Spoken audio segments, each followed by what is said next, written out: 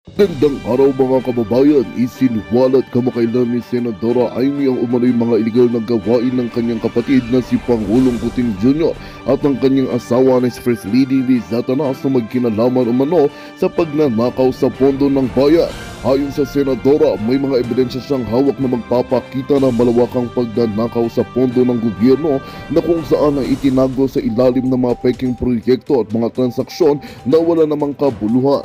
Sinabi ni Senadora Amy na bagamat matagal nang pinagtatakpan ang mga gawain ng kanilang pamilya, may mga pagkakataon nang hindi nila mapigilan ang mga lihim na ito mula nang lumabas sa publiko. Binanggit niya ang ilang detalye ng mga hindi transparent na proyekto at mga bank account na hindi nasusubaybayan ng mga kinauukulang ahensya ng gobyerno. Ang mga aligasyon ni Senadora ay nagdulot ng matinding reaksyon mula sa mga mamamayan na nananawagan ng agarang investigasyon upang matukoy ang buong lawak ng mga pagnanakaw na ito. Ang mga bayag na ito ay nagbigay ng bagong pananaw sa kasalukuyang pamamahala ng pamilya Bangang at nagpasiko ng mga isyu tungkol sa transparency at accountability sa gobyerno. Marami ang umaasa na ang mga usaping ito ay hindi malalampasan at mabibigyan ng hustisya ang bawat sentimong ipinagkatiwala ng taong bayan.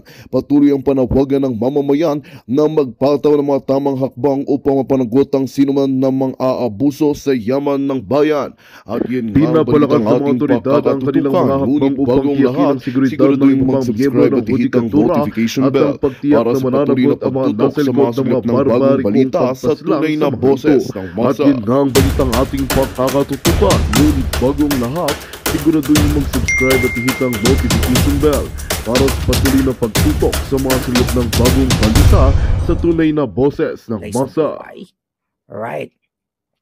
Sir Zoro nandito. Okay, yan. Pakigorgor nga yung mga dapat gurgurin. Okay, syempre yung, okay, accidentally, ano yun? Nabasa ko, Black Attorney Trixie, okay. Bayan. So yung rally, yung peaceful gathering natin sa birthday ni Pangulong Duterte ay tuloy-tuloy pa rin. Dito kasi sa The Hague. Okay. So marami talagang pumupunta like yung kaibigan ko from Los Angeles, Palanga. So hahabol siya dito mamaya yung kanyang flight. So nag-message siya sa akin, sabi nga niya sa akin, Palangga, hanggang kailan ka ba dyan? Pero siya yung unang-unang nagyaya sa akin talaga nung dito. Kaya lang during the time na nasa LA pa ako, medyo busy-busyhan ako. Sabi ko, I'm not sure yet. Tapos hindi ko na siya na-message, nagulat na lang siya. Nandito na ako. Even yung ibang friends ko, bruha ka, nandyan ka na pala, hindi ka man lang nagpaalam. But anyway, so yun, susunod siya. At yung flight niya nga mamaya. Ang sabi niya sa akin, kailan ka ba uuwi? Seko, dito na ako titira sa Netherlands. Kung pwede nga lang, magpa-aresto na rin ako sa ICC katapat ng kwarto ni PRRD. Pero seryoso ako dyan, you know? Diba? At least hindi ko na kailangan mag-apply ng visit-visit. Diba? Kung magkapit-bahay na kami ni PRRD doon. So, parami ng parami yung mga kaibigan na pupunta dito na talagang to show support.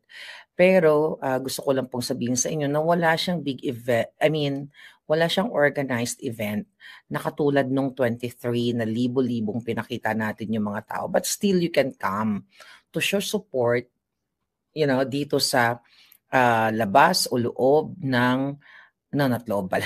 Hindi pala pwede pumasok sa loob.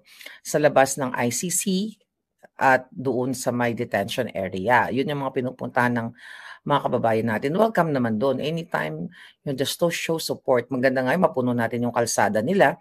Baka sakaling sabihin nila, ano ba itong mga Pilipinong ito? Diba? Pinuno na yung kalsada dito sa Netherlands. O sige, i-release na nga namin yung former president ninyo. At mukhang mahal na mahal nga ka ng Pilipino. O sige na, i-release na natin. Those are wishful thinking lang. Huwag nyo i-twist yung sinabi ko. Okay, ang dami kasi nagtitwist. But ganun talaga. Ang sabi nila na Maharlika nadulas dahil malapit na lumabas si PRRD. I'm just being optimistic and positive. Okay, na malapit nang lumabas ang Pangulong Duterte. Malay mo, sa 28, lalabas na ang mga brusko nating mga kababayan, ang mga kaparian dahil nagsasalita na. Dahil nasa road na nga tayo to perdition, which is ang sinabi ni Inday Sara doon sa speech niya na napapunta na tayo sa Karimlan. Okay? Hindi pa ba tayo papunta sa Karimlan dyan sa Pilipinas? Ngayon, mga kababayan, nung sinabi ni Inday yan, syempre umaalma itong, itong bangag administration sa pamamagitan ng kanilang vlogger na itinalaga nila na ang tanga talaga, di ba? Abogagang walang alam. Okay? Puro lamang emosyon. Hindi ganyan ang laban sa buhay. Hindi puro emosyon or kasinungalingan dahil ang Presidential Communication Office, yan ay extension ng bangag na presidente na magsasabi kung ano ang mabuti at ginagawa ng kanilang pamunuang bangag. Pero nagre-reflect nga na talagang bangag sila the way sila magsasagot-sagot. 'Di ba? Katulad nitong si Castro. Nung tinanong siya ng mga media na anong masasabi mo patungkol sa sinabi ni Vice President Sara Duterte na road to perdition na nga ang Pilipinas. Ang sabi naman ng dugyot vlogger, tawagan na lang natin siya ng dugyot vlogger. Okay?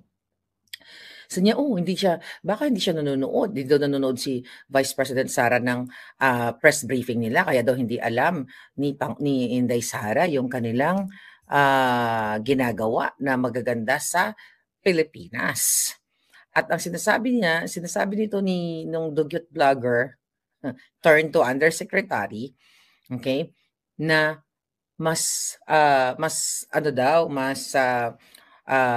kung maging ang leader daw ay katulad ni Inday Sara, mas parang lulubog daw yung ating bayan natin. Ang tanong ko nga, mga kababayan, kayo yan, ano ba ang ginagawa ng bangag administration?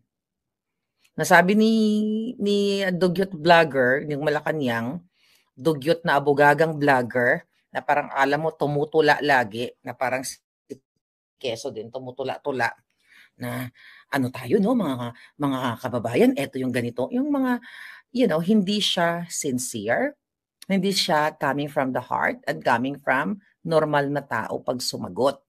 Okay? Kaya wag nyo na ikumpara sa akin yan, malayo yan. Kakain muna siya ng maraming polboron. Okay? Dahil wala yung paninindigan para sa Pilipino.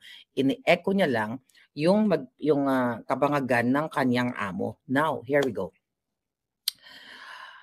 Ano ang nakikita ninyo na mga proyekto ng bangag para masabi na tayo ay hindi papunta sa kadiliman, sa kahirapan, or sa karimlan? Kasi yun ang ibig sabihin.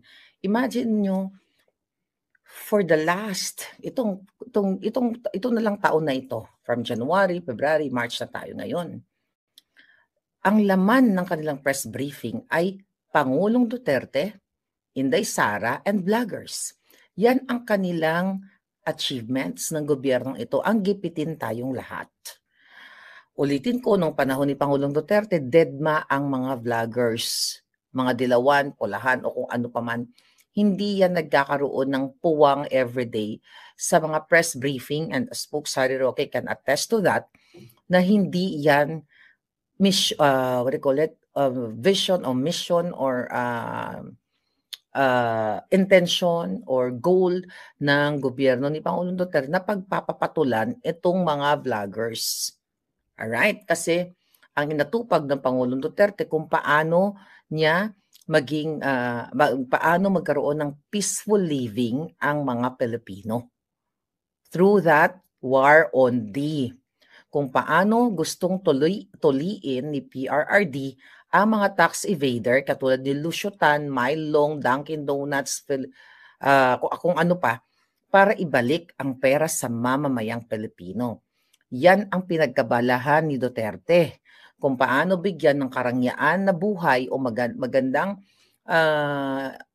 kalinga ang ating mga men and women in uniform na yung karamihan ay ayaw pa mag-speak up para marinig ang kanilang boses. Ngayon, mga kababayan, okay?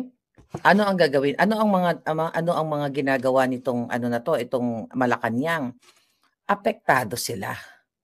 apektadong-apektado dahil ang sinasabi ng bangag na administrasyon na inuuna daw ni Inday ang mag-travel-travel dito sa Netherlands. Ang tanong ko sa mga bangag na ito, pumunta ba si Inday dito, si VP Sara, para mag-travel siya, like, business trip or luxury trip? Nakalimutan mo ba, Dugyot, vlogger ng Malacanang turned undersecretary, ng amo mo na nag-umikot-ikot sa buong mundo at bit-bit pa ang mga polboronic niyang mga kajaming na sinabi na nakakuha siya ng mga pledges from all over the world kung saan man siya pumunta. Na hanggang ngayon, hindi pa naipapaliwanag, okay? Hindi pa naipapaliwanag kung nasaan na yung mga, kung magkano ang nagastos doon sa pag-ikot-ikot ni Bangag sa iba't ibang banig ng mundo, doon sa mga pledges na sinasabi na nawala namang pledges dahil wala pong gustong magtiwala, kung meron man kakarampot na ibang lahi na mag-invest sa Pilipinas dahil nagbalikan na ang extortion mismo galing sa gobyerno ni Bangag. Extortion sa airport, extortion sa mga business na, bago magsimula ang mga foreigners or mga investors ay kumukubra na ang mga tiwaling kaalyado ni Bangag. Alright? Now, gusto natin, Ren John, what do you think about the newly imposed online voting for OFWs in the upcoming national election? I'm anxious that it might be vulnerable to hacking. We talk about that already, Palangga, actually, with Attorney Glenn Chong. Intention nila yan. Pwede nilang ngang dayain, intention nila yan para dayain ang halalan. But, we'll talk about that later. Maybe I will invite Attorney Glenn Chong para ma-update natin yung ganyang, kasi, napag-usapan na namin even nung mga nakaraan ilang beses. But this time, let's talk about that later with our guest. Okay, sabi ni Shelly, Miss Maharlika, watching from New York po. Wow, thanks for supporting Tatay Digong, praying for his health and justice to bring back home sa Pinas. Salamat rin po, and I'm praying rin for safety sa lahat ng nagta-travel dyan sa Dahig. Godspeed. Thank you, Shelly CMM. Si Ka Iscoela, thank you so much. Ayan ang comment. Thank you so much for all your help. Really need your help at this difficult time. So, I appreciate it so much sa lahat po ng mga palangga ko na nagpapaabot ng help. Thank you very much. Okay. Now, ngayon, mga kababayan, so, balik tayo dun sa travel. Si Inday Sara, hindi siya nag-travel dito para magpakyot katulad ni Bangag. Nag-travel siya dito para hindi lang protektahan ang Pangulo Duterte na tatay niya, kundi protektahan ang karapatan ng mamamayang Pilipino dahil sa pagkidnap ni Bangag kay Pangulong Duterte. Ipinagkaanulo ang Pangulong Duterte gamit ang iligal na pang-aabuso sa kapangyarihan ng batas o kapangyarihan niya para mag-ready ng private plane para isakay o ikidnap ang Pangulong Duterte, pakipag-alyansa niya kay Torres sa mga tiwali. Hindi lang ito usapin patungkol kay Pangulong Duterte, ito ay pagpapakita, kaya nandito si Inday Sara, to protect all of us, na dapat hindi na ito maulit ang pangkikidnap sa kahit kanino mang Pilipino. Diba? So yun. Ngayon, itong mga bangag dyan sa Malacanang, apektado na talaga ang mga walang hiya dahil ang ating mga OFW, by the way, gawin natin itong zero remittance fee sa darating na March 28 sa birthday. Simulan natin sa birthday ng Pangulo hanggang April 4. Kung pwede nga lang, di ba, isang buwan. Okay? O buong taon. Kaso lang, yung mga kapamilya nyo doon, dapat silang bigyan ng bagyan ng ayuda ng gobyernong Bangag para hindi na sila umasa sa inyo. Which is yan naman talaga ang dilema nating mga Pilipino. Kaya tayo nagpapadala ng pera sa Pilipinas dahil ang ibang mga kamag-anak natin walang ganong opportunity na makapaghanap buhay dahil nga instead na yung pera ng gobyerno ay ilaan para sa mga development projects or mga livelihood programs ay hindi nila nilalaan kundi ninanakaw nila at kumukuha sila ng kaperangkot na pang-ayuda para bilhin ang boto ninyo. Okay? So back to zero remittance, gusto ko lang magbigay ng reaction dito, okay, sa mga bangag. Nakakatawa talaga sila. Unahin natin si Enrile. Naku, hindi pa ba kukunin ng lupa yan? Ang haba ng ng ini-enjoy niyang buhay at the expense of Filipino people. Ngayon, I believe ito, ang sabi ng Julul na ito. Ayan. Ang sabi ng Julul, okay, tungkol sa, okay. Ang sabi niya, yan really patungkol sa zero remittance. Karapatan po ito ng OFW at mga katulad ko na nagbibigay ng tulong. Alam niyo naman yan, random people ay nagbibigay tayo pa konti-konti. Karapatan namin kung magpapadala ba kami o hindi. Wala namang batas na nagsabi na dapat araw-araw, every other day, every week o every month, magpadala ka ng pera.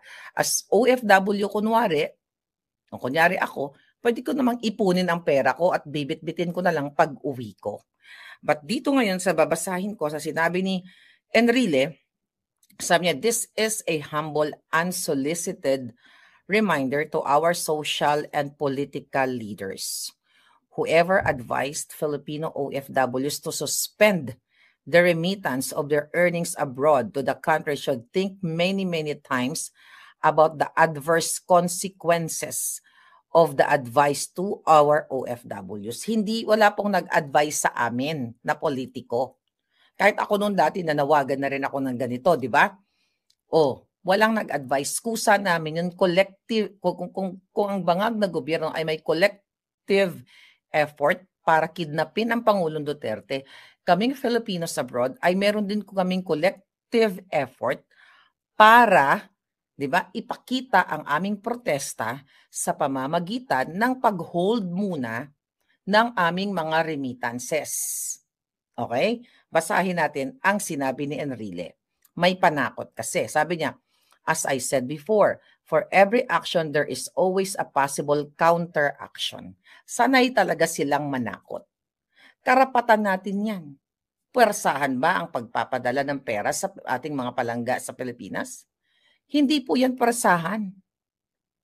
Diba? Ang ibang dyan siguro, iniipon nyo ang inyong mga pera, nagpapadala kayo quarterly, every 6 months or whatever. It's your choice. Imagine nyo mga kababayan, pati yung ating kalayaan kung kailan natin i-hold ang ating pagpapadala ay pinanghihimasukan ng mga bangag. Now, ang sabi niya, hindi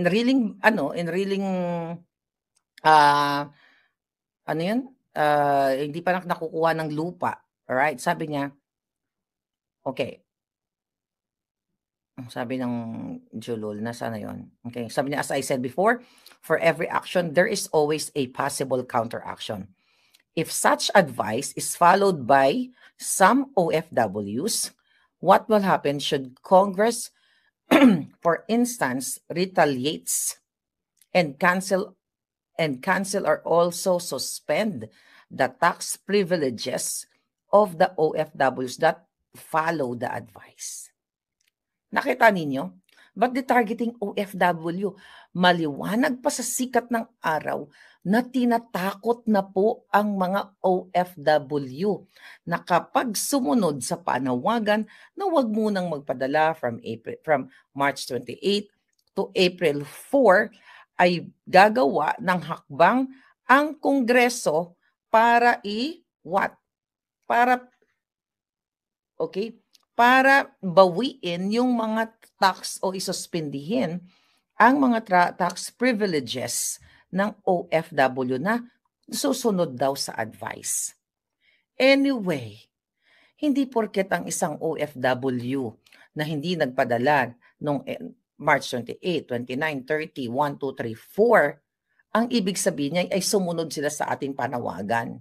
Yung iba nga, hindi naman tayo kilala. Diba? Kung lahat, imagine niyo, tatargetin nila lahat ng listahan ng mga OFW sa POAA, kung saan man yung kanilang yung mga list ng OFW na hindi nagpadala from March 28 to April 4, ay magre-retaliate sila gamit ang kapangyarihan ng Kongreso para bawiin yung bawiin o isuspendihin ang mga pribilehiyo ng OFW, retaliation or ganti nila dahil tayo ay nagpuprotesta na wag muna magpadala para ipakita sa gobyerno ni Bangag na marami talagang sumusuporta sa panawagang ito to what? To show support na hindi tama ang ginagawa ng Bangag na administrasyon sa pangidnap kay Pangulong Duterte para ialay ang ulo ni PRRD sa banyaga. Ito yung ating panawagan. Hindi para tumbahin ang ekonomiya ng Pilipinas dahil ang tumutumba sa ekonomiya ng Pilipinas ay ang mismong Bangag dahil sa pagnanakaw nila, sa involvement nila sa smuggling, involvement nila sa kidnapping, at involvement nila sa lahat ng anomalya o pagnanakaw nila. So there's no way na ang OFW, MIU, na ang dahilan para i-destabilisa or itumba ang ekonomiya ng Pilipinas. Wala kaming kakayahan nun.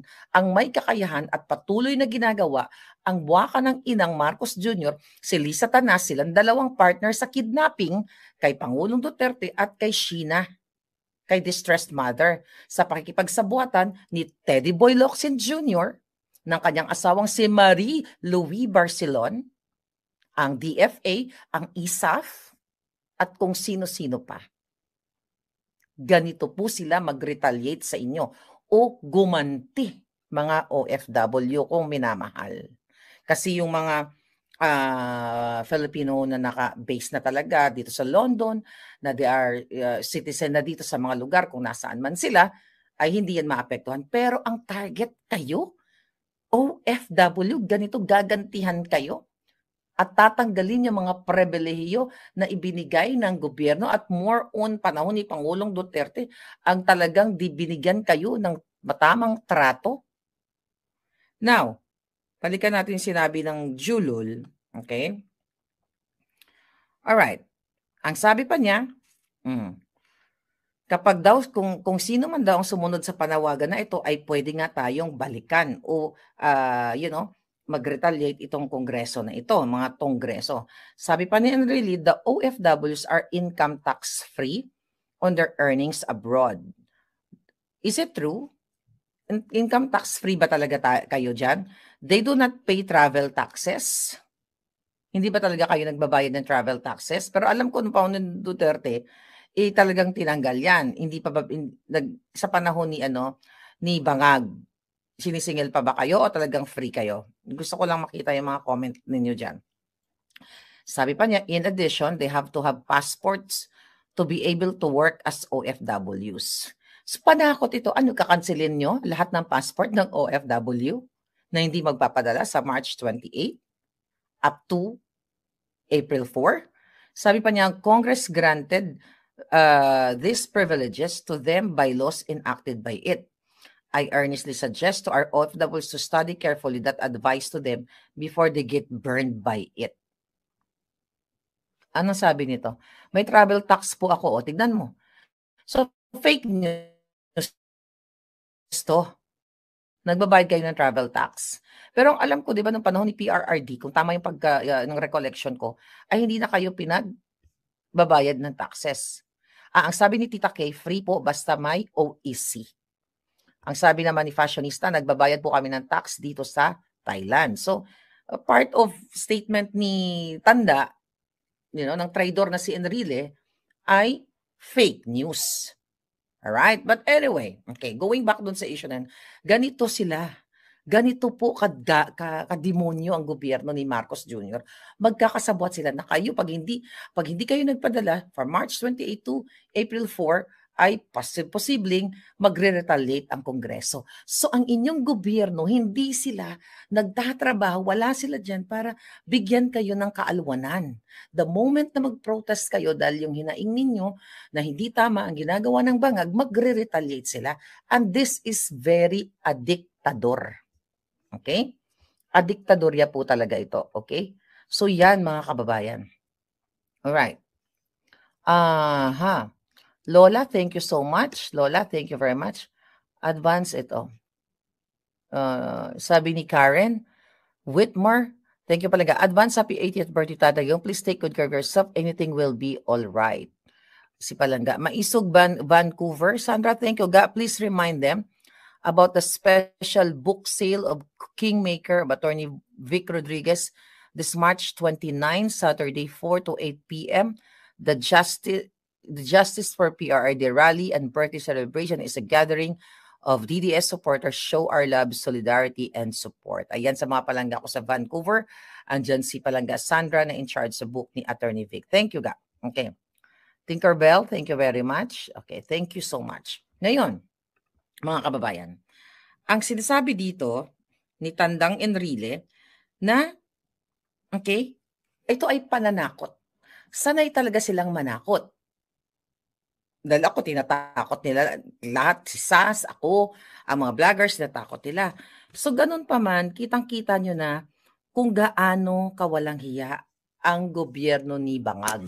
Natatakot sila dito sa zero remittance na ito, mga kababayan. Okay?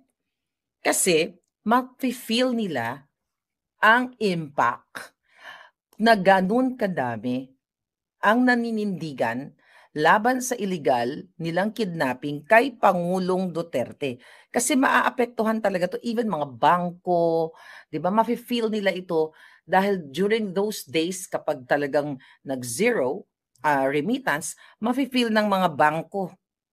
Kasi nakikita nila yung in and out ng yung pagpasok ng pera ng mga OFW, ng mga dollar earner or mga Filipino abroad. 'Di ba? So ito yung ayaw makita ng gobyernong Bangag kasi ito ay magiging palatandaan o magiging patunay na talagang sukang-suka sa kanya ang gobyerno, sukang-suka sa kanya ang mga OFW o ang mga Pilipino dahil sa ginagawa niya. Although maapektuhan ang mga pamilya, I don't think so. Di kung 1 week lang ang panawagan, edi magdildil muna tayo ng asin. Kasi ako dito sa Netherlands, nagdidildil din ako ng not really asin, pero kumbaga matuto muna tayong mamaluktot. Kumbaga equivalent ito sa ibang nagfa-fast, diba? Nagfa-fasting sila. Okay? Nagfa-fasting sila, diba?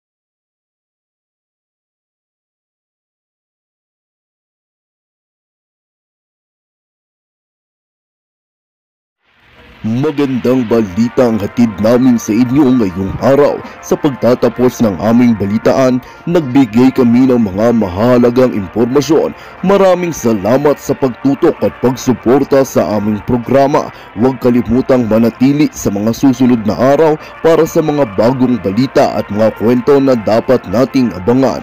Mula sa Boses ng Masa, magandang araw Pilipinas!